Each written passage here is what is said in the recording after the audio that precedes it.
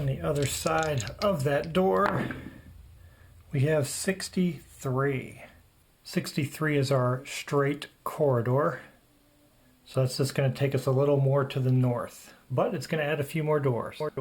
The designer of the dungeon was a real big fan of corridors. Made this nice entrance room and then just went crazy with hallways. Well, let's see what we're dealing with here in the corridor. Alright, our corridor contains 6. Again, we're going to have to deal with vermin. A 2. A 2 is going to give us 3d6 vampire bats. Level 1, no treasure. Yuck. Alright, how many? 3d6. So we got 4, 5, 1 additional. Oh, only 6 of them. Not bad. We have another group of vermin. We got our vampire bats, level 1, so hopefully we can take a bunch out here. And there's only 6 of them. If we decided to cast a spell, it would be at a -1. Let's see if Jack Thor and Elbor can just wipe these things out without having to worry about attacking another round. Jack Thor adds his level. 5 + 1 is 6. He wipes out all the bats with his sword, just flailing around, swinging that thing through the air, chopping up bats to little pieces. Our vampire bats are not going to give us any treasure. I think I'm going to move to the west, open up this part of the dungeon. Or should I move to the east and see what we got going on in this area here? I'm going west. On the other side of that door, we have 44, our first room. We have our room in place, and I chose to rotate it so we would have another path to the north. Maybe that way these can loop back and connect to each other for our eventual escape route. But we do need to fill in some over here, and I don't want to backtrack all the way down here to get in that direction. But let's see what we're dealing with in this room. In our room we have 10. Oh, that's going to be the weird monsters table again. Anything but invisible gremlins. And we're going to get an Iron Eater. That's not good either.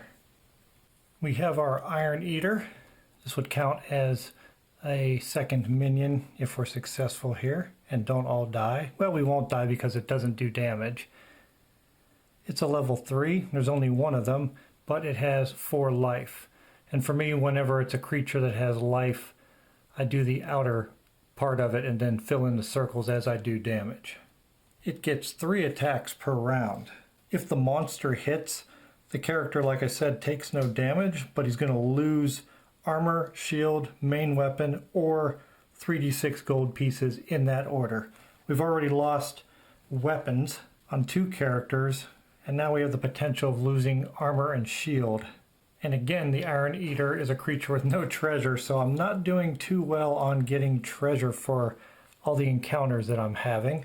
We could try a reaction.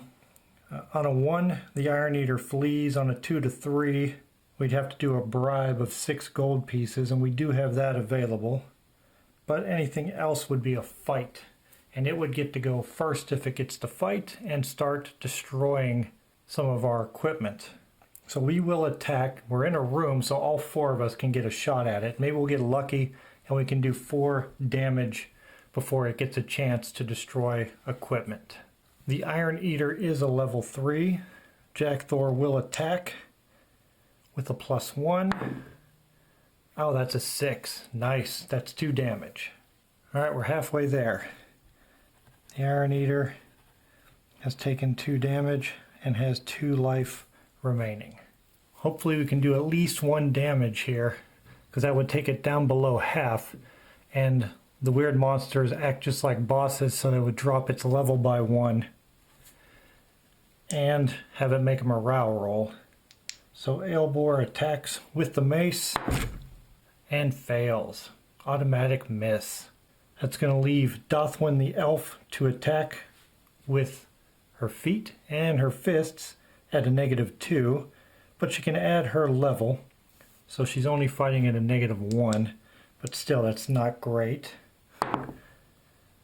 4 minus 1 is a 3. That is a hit on a level 3 creature. Very nice. The Iron Eater is down to 1 life. He's going to drop a level down to level 2 and roll for morale. Does the Iron Eater stay? Yes. But it is now a level 2, which means Guardfoos Gamwich will now get to attack at a -2 with his feet and fists. Oh, what? 6, 12, 14 minus 2 is 12. He kicks and punches the Iron Eater to death. We've defeated the Iron Eater without losing any more equipment, but we have to decide who is going to take the XP roll, since a weird monster grants one of those if defeated also. I'll start with Jack Thor, our warrior, since he actually still has weapons, and we'll attempt to level him up. So anything but a 1. Perfect. He's now level 2. And that will be very helpful with our warrior being level 2. Not only does he now have 8 life, but he adds his level to his attack. So now being at level 2, that means he's going to add +2, which will help us defeat monsters that are a little more difficult. I think I'll go ahead and send the party through this door to the north. And the Iron Eater doesn't grant any treasure, so we don't get to roll there. But let's see what we have beyond this door to the north. Alright, hopefully it's something that'll give us more options. 53. Not great, because again, we're going into another corridor, but at least it gives us a couple of exits, different directions to go. I decided to rotate it so that we have another option to the west. I didn't want to put it just pointing to the east, leaving this section of the map. The only way to get over there would be to come all the way back down to here. So now we have an option to go that way also. Again, our dungeon designer decided the corridors were his jam, so we have to see what's inside this one. We have a 6, and unfortunately that's going to give us vermin again. What kind of vermin are we dealing with? 6. Skeletal rats. Well, that'll come in handy now we have a cleric that gets a bonus versus undead. So 2d6 skeletal rats. We're going to deal with 7 of them. We have our 7 skeletal rats. Remember, they're undead. They get 1 attack per round, and they are level 3. Remember, we're in a corridor, so only the front 2, Jack Thor and Aelbor, our warrior and cleric, will be fighting. We'll start with Jack Thor. He gets to add his level +2. He has a slashing weapon, so there's no bonus there. Alright, Jack Thor. Let's try the green die and his attack. Adding 2 on. Oh, we got an explosive 6. That's 11, 12, 13. Jack Thor was able to take out 4 rats with that roll of 13 since they're level 3. We're already below half, which means they're going to have to check morale. Do our skeletal rats stick around? They do. Which means Aelbor the cleric is going to take a shot with her mace. She gets to add her level when attacking undead, so that's +1. She does have a crushing weapon, so she gets another bonus, that's +2. She's going to add 2 to her roll. Oh no, and she failed. Completely missed. Which means our skeletal rats can now attack our front 2 party members. So Jack Thor has light armor and a shield, and these are level 3. So he successfully defends with no problem when he adds 2 onto that. And the same thing for Aelbor. She has a +2 due to her light armor and shield. Easily defends. We'll see if Jack Thor can take us home with an attack here. Adding his level of 2. On to 5 is 7. That's enough to take out 2 more, leaving us with 1 skeletal rat remaining.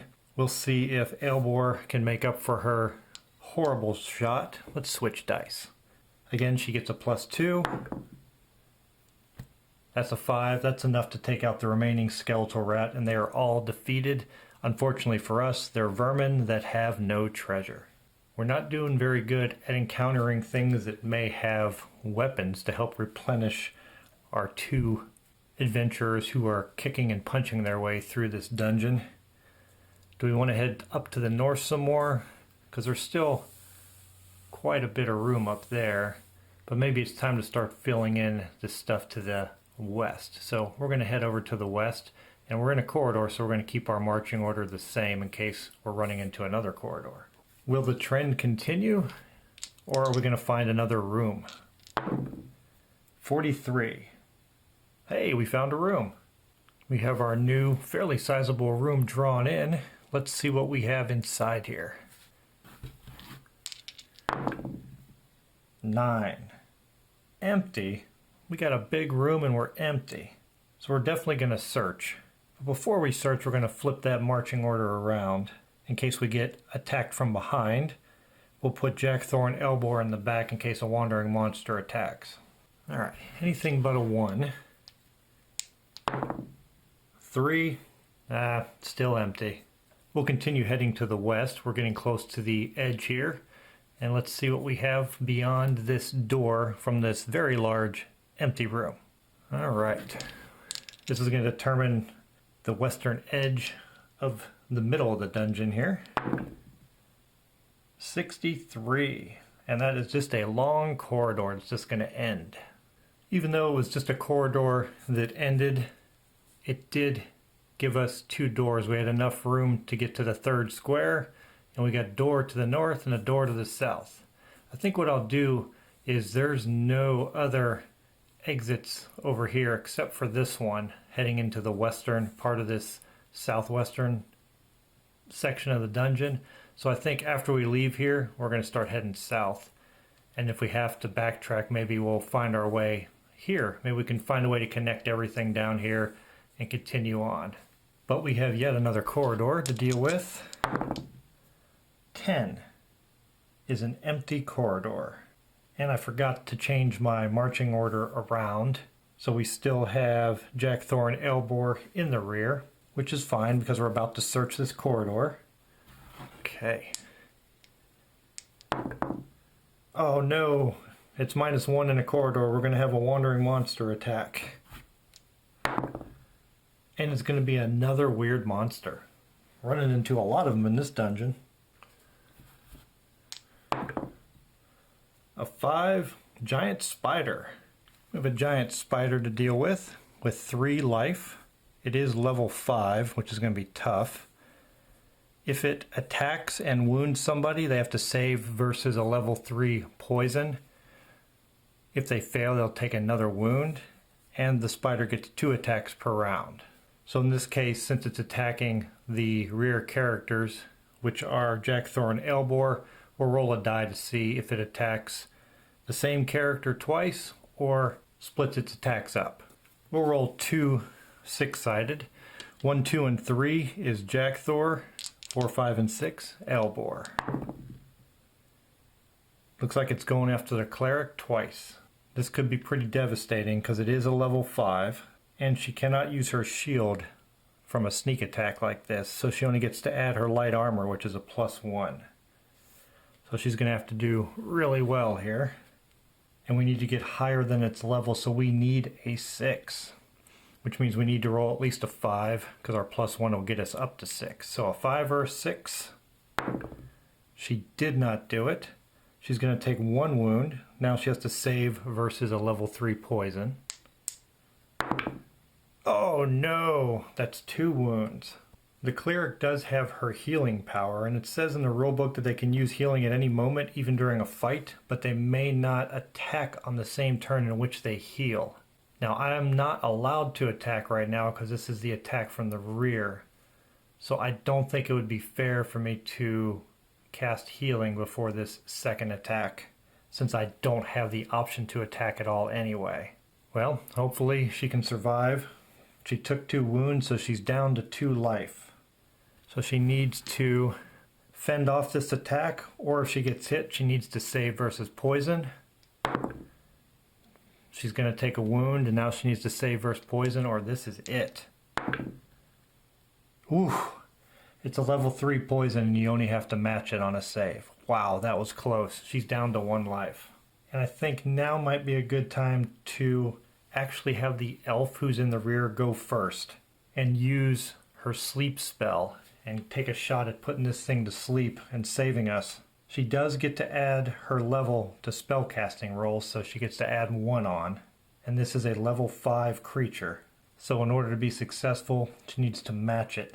So she has a 50-50 shot. A 4, 5, or a 6 will give her a successful casting of her sleep spell. Nice, she got it.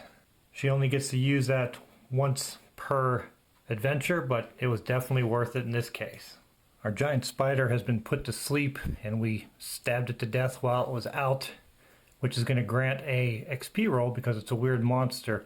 But unfortunately for us, she was a wandering spider, so we won't get those 2 treasure rolls that we would get if she was in a corridor or a room. First we'll do the level up roll, and I'm going to attempt to level Aelbor up. Highly successful, so she's now level 2. And the reason I wanted to level her up first, if I cast one of my healing spells, it heals D6 plus level. So since she's now a level 2, I can add 2 on. And she's only at 2 life, so let's heal her using one of her healing spells. 5, 6, 7. Well, she can only go up to 6, so she's all the way back up to her new total, which is 6. She started with 5, but she leveled up 1. Like I said before we started fighting this spider, I'm going to head to the south. We're going to flip our marching order back around and have Jack Thor and Aelbor up front. Okay, through that door to the south, we find 23. Another room. A nice size one, too. Well, that fit in really, really nice. We had the door in the right place.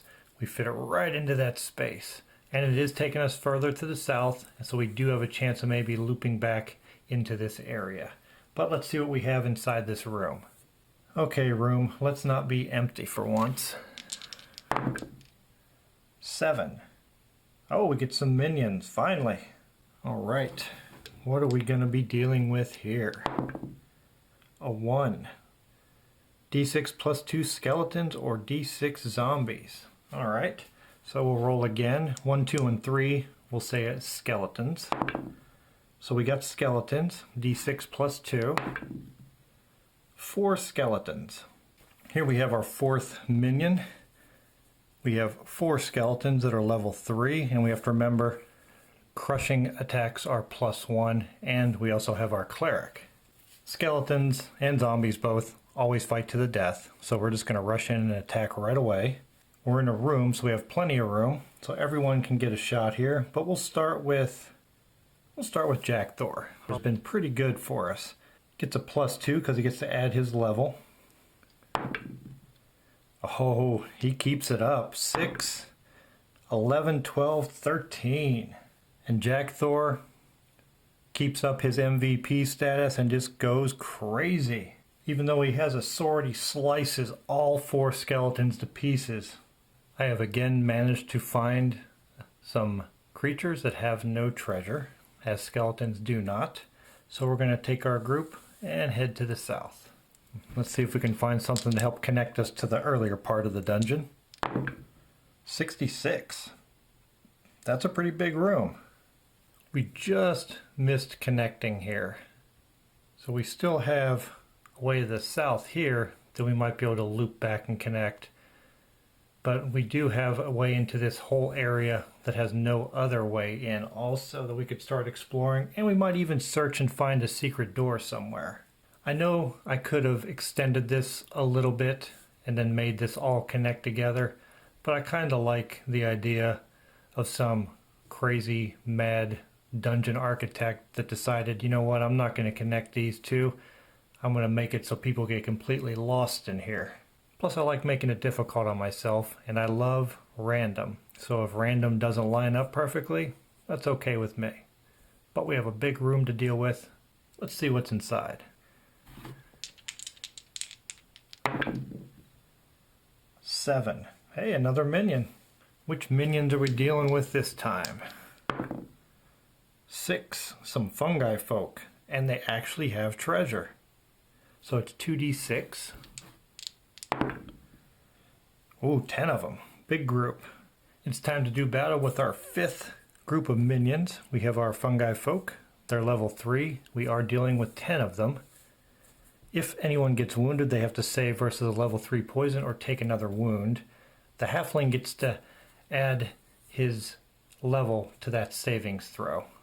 Alright, let's dive into these fungi folk. I don't have enough money to attempt to bribe them anyway, so everything's going to result in an attack. So we'll start with the front 2. Jack Thor is going to attack with his sword. Can add his level of 2. 6. Not bad. He's able to take out 2 fungi folk. Aelbor uses her mace. This time, and I think I missed this before, she gets to add half of her level to an attack rounded down, so she can add +1 now, because she is now level 2. Oh, nice. Man, our front 2 are really doing good. 12. 13, 14, +1, 15. That's enough to take out 5 of them. Wow, she made up for that bad mace use earlier. She's just bashing fungi folk like crazy. Our warrior and cleric have managed to take out 7 already, leaving only 3, which means morale must be tested. Will they stick around facing these overwhelming odds? They will. These fungi folk really don't want to live any longer. We'll go ahead and let Dothwin, our elf ninja here now, take a few kicks at them. She's attacking at a -2, but she gets to add her level, which will give her only a -1 to attack, so that's not too bad. 5 minus that, not too bad. 4, she does kick 1 fungi folk in the head, taking it out. Let's see if our crazy little halfling Gardfus Gamwich can really go nuts here. He needs to roll really high, since he does have a -2 to his attack. Oh, no luck this time. We're still stuck with 2 fungi folk who will attack, and I'll have them attack Jack Thor and Aelbor. They are level 3 creatures. Jack Thor has a shield and light armor, so anything but a 1. Nope, he defends. Same situation with Aelbor the cleric. She also defends, no problem. Jack Thor raises his sword. Rolls a 5 +2, that's 7. That's enough to take out the final 2. We get to roll on the treasure table finally. Rolling a 6 would be spectacular, because then we might have a chance of getting a magical weapon for somebody that doesn't have one right now. Oh, but we got a 1, which is terrible. That's only D6 gold. 5 gold pieces. Are you telling me these fungi folk, 10 of them, only had 5 gold pieces between the lot of them? Man, they're cheap. Before we move forward, let's take a quick look at our current status here. I distributed that gold out amongst everybody, all 5 of them. So our warrior is a level 2 with 8 life, 3 gold. Again, he can add his level, still has his beginning gear. Aelbor the cleric, level 2 with 6 life, 3 gold, can add half her level to attacks.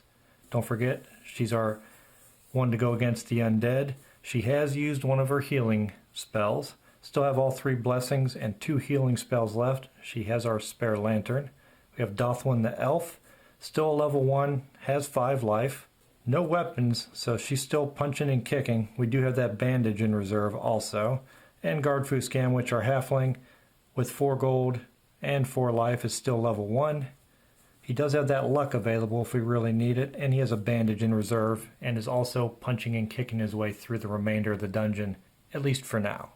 Our group's ready to move on from the room where they just took out all the fungi folk. And I have to decide, do I want to head to the east here and potentially trap myself in this area? Or do I want to head south and maybe get lucky and be able to link back to here somehow? Well, if I get trapped in either location, I'm going to have to backtrack anyway, so I'm going to go south first because at least I have a chance to connect without a secret door appearing. Our group's heading through that door to the south.